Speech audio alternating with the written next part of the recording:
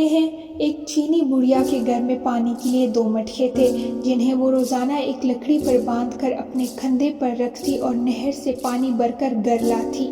ان 2 مٹکوں میں سے ایک تو ٹھیک تھا مگر دوسرا کچھ ٹوٹا ہوا۔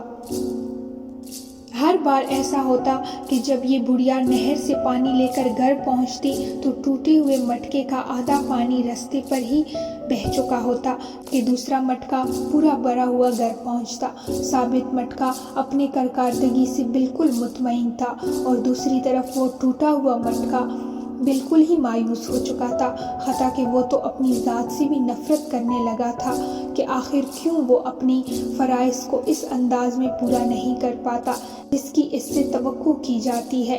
اور پھر مسلسل 2 سالوں تک ناکامی کی تلخی اور کڑواہٹ لیے ٹوٹے ہوئے گھڑے نے ایک دن اس عورت سے کہا، میں اپنی اس معذوری کی وجہ سے شرمندہ ہوں کہ جو پانی تم اتنی مشقت سے بھر کر اتنی دور سے لاتی ہو اس میں کافی سارا صرف میرے ٹوٹا ہوا ہونے کی وجہ سے گھر پہنچتے پہنچتے راستے میں ہی گر جاتا ہے۔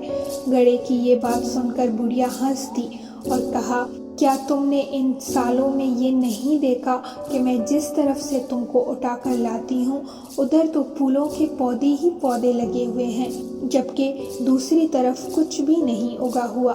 مجھے اس پانی کا پورا پتہ ہے جو تمہارے ٹوٹا ہوا ہونے کی وجہ سے گرتا ہے اور اسی لیے تو میں نے نہر سے لے کر اپنے گھر تک کے راستے میں پھولوں کے بیج بو دیے تھے تاکہ میرے گھر آنے تک وہ روزانہ اس پانی سے سیراب ہوتے رہا کریں۔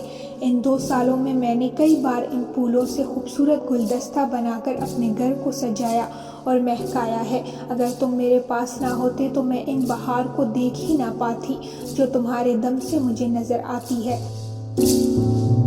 یاد رکھیے کہ ہم سے ہر شخص میں کوئی نہ کوئی خامی ہے، لیکن ہماری یہی خامیاں، معذوریاں اور ایسا ٹوٹا ہوا ہونا ایک دوسرے کے لیے عجیب اور پرتاثیر قسم کے تعلقات بناتا ہے۔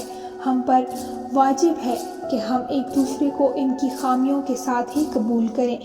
جی ہاں، ہم سب میں کوئی نہ کوئی عجیب ہے، پر کیوں نہ ہم اپنے ان عیبوں کے ساتھ ایک دوسرے کے خامیوں اور خوبیوں کو ملا کر اپنی اپنی زندگیوں سے بھرپور لطف اٹھائیں۔ ہمیں ایک دوسرے کو اس طرح قبول کرنا ہے کہ ہماری خوبیاں ہماری خامیوں پر پردہ ڈال رہی ہوں۔